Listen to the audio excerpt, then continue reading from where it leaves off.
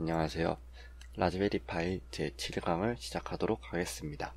이번 시간에는 지난 시간까지 했던 여러가지 통신 그리고 DHT22라는 온습도 센서를 사용해 보도록 하겠습니다.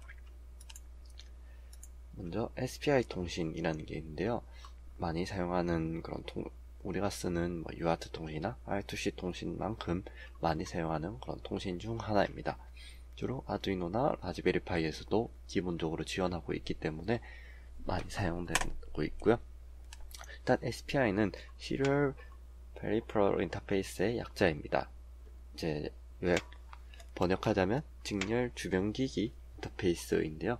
Serial 직렬, Peripheral에서 주변 기기들과 연결한다는 그런 의미의 통신입니다. 특이한 사항으로는 이제 동기식이라는 방식으로 통신을 하고요. 또 입력과 출력이 한 번에 가능합니다. 이 말이 무엇이냐면 우리가 이전 시간에 봤던 I2C 같은 경우는 먼저 데이터 요청할 걸 보내고 그 센서에서 다시 응답해주는 그런 식으로 입출력이 한 번에 되지 않았습니다. 물론 UART 통신 같은 경우는 TX, RX가 따로 있어가지고 한 번에 주고받고가 가능하긴 하지만은 아무래도 SPI보다는 살짝 가능성이 확장성 같은 면에서 떨어지는 게 사실입니다. SPI 통신을 자세히 한번 보자면 크게 4개의 핀을 사용합니다.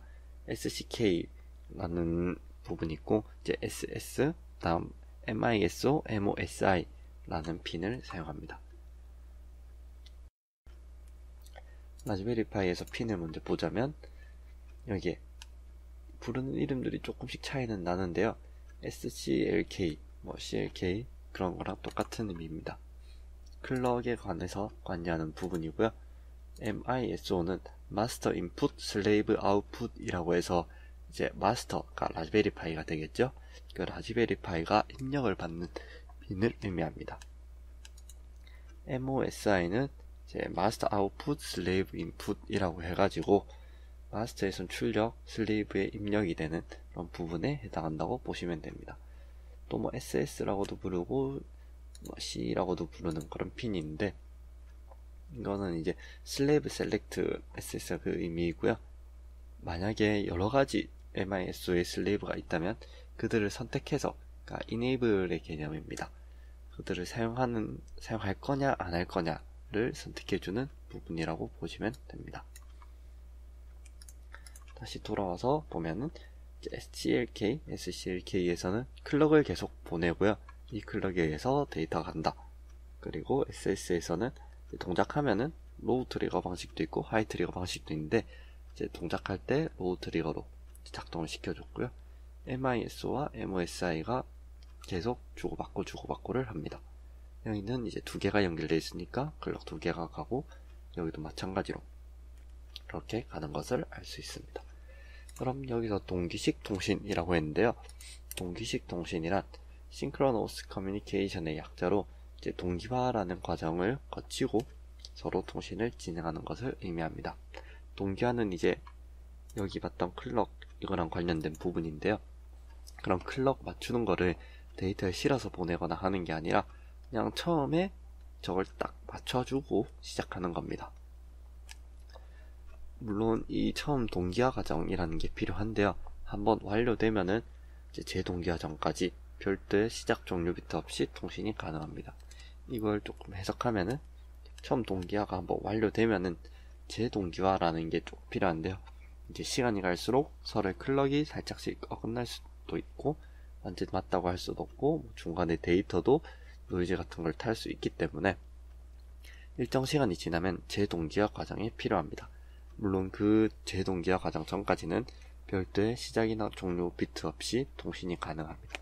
시작 종료 비트는 이전 시간에 UART 통신을 할 때 한번 설명드렸었는데요.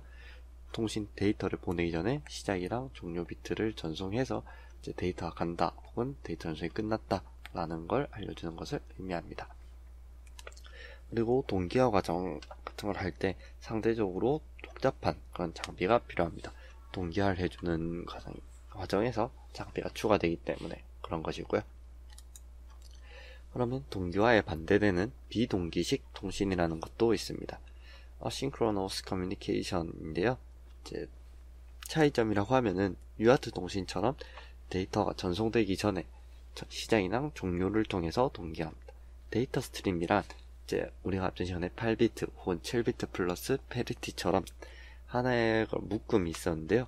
그런 묶음을 데이터 스트림이라고 부릅니다. 이제 이런 데이터 스트림을 보내기 전에 시작 비트, 종료 비트를 이용해서 데이터가 간다, 끝났다를 알려줬었는데요. 그것만 해주면 되기 때문에 아무래도 동기식 통신에 비해서 장비가 크게 필요 없어서 조금 저렴한 점이 있고요.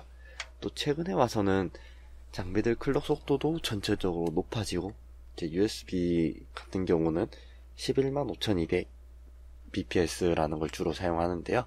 이 말은 115,200개의 비트를 초당 보낼 수 있다는 의미입니다. 그래서 요즘에는 동기식 통신에서 처음에 동기화를 거치고 통신 쭉 보내고 이제 또 재동기화하고 그런 과정보다 그냥 시작 종료 비트까지 해서 다 보내버리는 속도가 더 빠른 경우도 많이 있습니다. 그래서 옛날에 프린트 같은 경우는 프린트는 데이터가 많이 왔다 갔다 하는 대표적인 장비 중 하나인데요. 옛날엔 동기식 통신을 했습니다. 제일 처음 통신을 맞추고 데이터를 쭉 보냅니다. 프린트 같은 경우는 병렬 통신에 해당하는 거네요. 일단 비동기식 이런 차이 같은 경우는 비동기식으로 제일 많이 쓰는 거는 우리 USB 장비들이 있습니다. USB 장비들 같은 경우는 이제 언제 데이터가 들어올지 모르기 때문에 준비하고 있어야 되는 점이 있는데요. 바로바로 응답을 해야 돼서 응답을 하는데 동기화 과정을 거치고 있다? 그러면 처음 시작에 느려질 수밖에 없습니다. 그래서 그냥 비동기 통신으로 시작 끝나면 바로 시작 비트를 보내고 데이터를 주고받고 해서 통신을 하는 경우가 대부분입니다. 물론 동기식 통신의 경우도 계속 사용은 되고 있지만 아무래도 비동기식 통신이 많이 사용되고 있는 것 같습니다.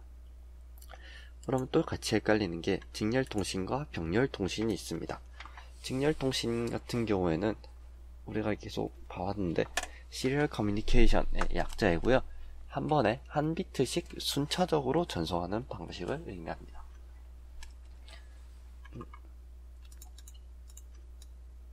동기화 같은 경우는 아까 동기식에 해당하는 것이고요. 그래서 한 번에 한 비트씩 쭉쭉 보내는 방식인데 뭐 I2C나 UART, USB도 마찬가지로 한 번에 한 비트씩 보내고 있습니다. 그러니까 USB 같은 경우는 비동기식 직렬 통신이라고 보시면 될 것 같습니다. 물론 USB 장비들 따라서 다른 경우도 있긴 합니다만은 일단 그래서 직렬 통신은 UART, I2C 등등이 있습니다. 한 번에 데이터가 오가는 길이 하나밖에 없고 여러 개를 보내기는 이제 불가능한 그런 것에 의미합니다. 또 병렬 통신 같은 경우는 패러렐 커뮤니케이션이라고 하는데요. 한 번에 여러 비트를 전송할 수 있는 방식입니다. 예를 들어서 길이 여러 개 쭉 있습니다. 그래서 그 길에다가 한 번에 데이터를 1부터 8번까지 한 번에 쭉쭉 보내는 것입니다. 그러면 아무래도 직렬 통신에 비해서 속도가 훨씬 배수로 빨라질 수 있습니다. 물론 처음에 이 핀들을 맞추고 가는 과정이 있지만은 또 조금 직렬보다는 좀 더 빠른 것이 사실입니다. 다만 이 차이점은 병렬 통신 같은 경우는 전송거리가 짧다는 그런 점이 있는데요. 직렬은 전송거리가 상대적으로 깁니다. 예를 들어서 데이터가 여러 개 가야 한다 하면은 직렬 통신은 오랜 시간에 걸쳐서 0.5V를 쓸 때 0.5V, 0.5V, 0.5V를 쭉 보낼 것입니다. 근데 병렬 통신은 0에서 5V가 여러 개 있는 것입니다. 그러니까 만약에 외부에 노이즈가 있다고 했을 때 하나만 노이즈가 딱 들어와도 병렬 통신은 예를 들어 8개의 라인이 있다. 그러면 8개 라인이 전부 공격을 받아버리는 거죠. 그러니까 상대적으로 직렬 통신에 비해서 노이즈에 취약하기 때문에 전송거리가 짧을 수밖에 없습니다. 하지만 직렬 통신은 한 번에 하나밖에 못 보내기 때문에 데이터를 엄청나게 많이 보내야 되는 경우, 예를 들어 PCI 익스프레스 같은 경우는 이제 우리 컴퓨터에 그래픽 카드를 꽂는 그런 슬롯인데요. 이런 속도가 빠른 통신을 하려면 병렬 통신이 필수적일 수밖에 없는 그런 상황이 있습니다. 이렇게 해서 구분하는 동기식, 비동기식 직렬, 병렬 이런 방식으로 통신들을 구분을 할 수 있다는 것을 알려드렸습니다. 그리고 이제 오늘 알아볼 DHT22 센서라고 한번 알아볼 텐데요. DHT22는 온습도 센서의 일종입니다. 다른 이름으로 AM2302라고도 불리는데요. 온도 정확도는 이제 플러스 마이너스 0.5도, 습도 정확도는 플러스 마이너스 2도의 성능을 가집니다. 저가에서는 꽤나 나쁘지 않은 성능이라고 보이고요. 물론 이보다 높은 정확도의 불과 0.1도를 가지는 그런 센서들도 있는데, 정확도가 높아지게 되면 뒤에 신호 부분에서 설명을 드리겠지만 데이터 전송하는데 어려움이 있습니다. 이제 이 정확도 정도만 돼도 값을 가져오기 위해서 특수한 신호를 사용하는데요. 물론 더 데이터가 올라가면은 통신, 그러니까 UART 통신이나 I2C 같은 걸 해야 되지만 DHT22는 그런 통신을 사용하진 않고 특수한 프로토콜, 그러니까 특수한 데이터 방식을 이용해서 신호를 전송합니다. 신호는 이제 이런 식으로 되어 있는데요. 핀 하나만 사용합니다. 원래 4개의 핀, 3개의 핀이 있는데요. 하나는 사용하지 않고 이제 다만 풀업 저항을 걸어 주어야 합니다. 그럼 뒤에 결선에서 알아볼 텐데요. 일단 신호 자체는 신호선 하나만 가지고 있습니다. I2C처럼 하나의 신호선으로 전송과 송신, 수신을 다 하는 타입인데요. 여기서 VCC, GND란 이거는 레벨을 의미합니다. 제일 처음에 호스트가, 라즈베리 파이가 스타트 시그널을 보내고 또 센서 응답할 때까지 기다립니다. 그러면 센서가 다시 이렇게 응답을 할 거고요. 센서가 이제 준비가 됐다고 해서 신호를 보냅니다. 그리고 센서의 출력이 나오게 됩니다. 0101 계속 왔다 갔다 하고 끝나게 되면은 이제 로우로 유지를 하면은 이제 호스트니까 라즈베리 파이가 알아채고 풀업을 시켜주고 이렇게 한 번에 통신이 마무리가 됩니다. 우리가 이 통신을 이제 하나하나 데이터 시트를 보고 다 짤 수도 있는데 요즘 이제 라이브러리로 대부분 구현이 되어 있어서 그게 이걸 보고 하지는 않으셔도 괜찮습니다. 결선 같은 경우는 이제 키트들이 주로 많이 나오는데요. 원래 핀은 이렇게 4개가 나오는데 이 중에 3개 그리고 저항을 따로 걸어주는 게 필요합니다. 근데 이런 걸 걸어주려면 브레드보드 같은 게 따로 필요해서 이런 식으로 모듈화 돼서 나오는 게 있습니다. 이 가운데 검은색이 저항이 달려있는 거고요. VCC와 연결된 풀업 저항입니다. I2C처럼 VCC 데이터 사이에 풀업이 걸려 있어야 되고요. 콘덴서는 그냥 VCC GND 사이에 전원 보조용 그 정도로 사용되는 것입니다. DHT22 센서를 한번 결선해 보도록 하겠습니다. 모듈 같은 경우는 이제 외관의 차이가 있을 수 있지만은 크게 이 정도에서 벗어나지 않습니다. 가운데 센서가 있고 그 밑에 핀이 이렇게 3개 나와 있습니다. 보면은 데이터 시그널이라고도 부르는데 핀과 VCC, GND 핀 구성은 다를 수도 있고요. 그리고 여기 저항과 콘덴서 RC라고 적혀 있죠. 이제 VCC와 데이터 풀업정 그리고 VCC와 GND 사이에 전원 보조용 콘덴서가 달려있는 것을 알 수 있습니다. 오늘 라즈베리 파이에 연결해 보도록 하겠습니다. 연결하는 방법은 크게 다른 게 없습니다. 일단 전원은 5V를 사용할 거기 때문에 다 연결을 해주고요.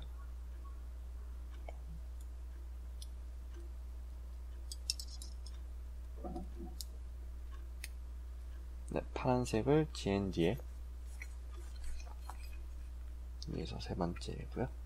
그리고 전원이었던 노란색을 그 위에 5V에다 꽂아주고 마지막으로 데이터 핀을 저 같은 경우는 BCM 17번에 사용할 거니까 위에서 6번째 하나, 둘,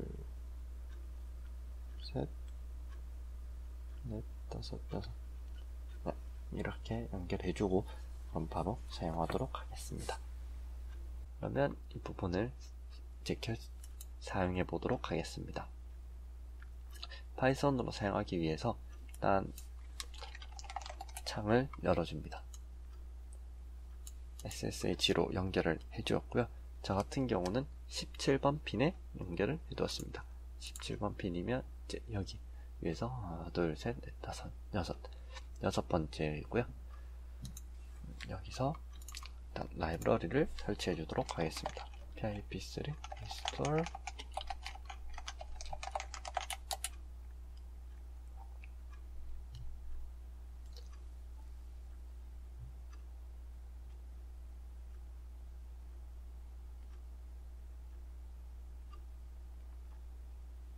네, 이렇게 해서 전 이제 설치를 완료해 주었고요. 사용하는 방식은 이제 라이브러리를 직접 가져와서 사용하는 방법도 있는데, 마찬가지로 예제를 가져오도록 하겠습니다. 쭉 복사해서 git 클론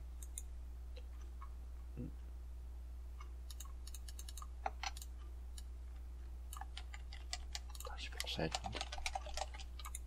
네, 이렇게 해주면 해당 레포지토리에서 파일을 가져옵니다. 그러면 여기 에다플롯으로 시작하는 게 있는데요. 여기 들어가서 example로 들어가 줍니다. 그러면 에다플롯 DHT라는 부분이 있는데요. 이거를 실행시켜 줍니다. 그러면 이제 사용하는 방법에 대해서 설명을 해줍니다. 이제 뭐 A230을 읽으려면 다음 230이 그리고 연결된 핀 번호를 입력하라 라고 나와 있는데요. 여기서 사용하는 핀 번호 같은 경우는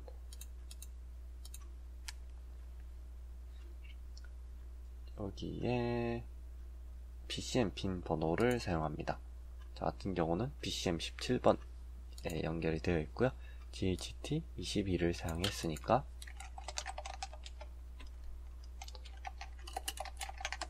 다음 22 그리고 17번 해주면 이렇게 온도값과 습도값이 나오게 됩니다.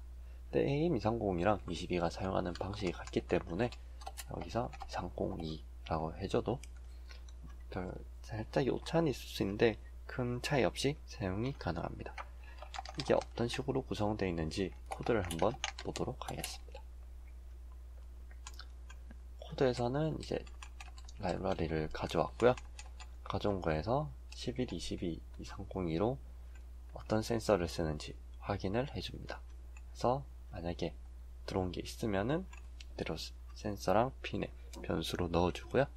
들어온 게 없으면 이제 이렇게 아까 우리가 봤던 그런 사용 방법을 알려줍니다. 여기서 센서와 핀 번호 어떤 건지 해서 값을 읽고 습도와 온도 값을 읽어드립니다. 읽어드린 값을 이제 그러니까 만약 통신에 실패했을 경우엔 넌을 반환하게 되는데요. 둘 다 넌이 아니면 이런 식으로 출력을 해줍니다. 그리고 만약에 이거 우리는 섭씨로 보고 있는데요. 화씨로 바꾸고 싶으면 위 공식을 이용해서 변경을 해주면 됩니다. 네, 그러면 이것으로 DHT22 사용하는 방법과 여러가지 통신들에 대해서 알아보았습니다. 감사합니다.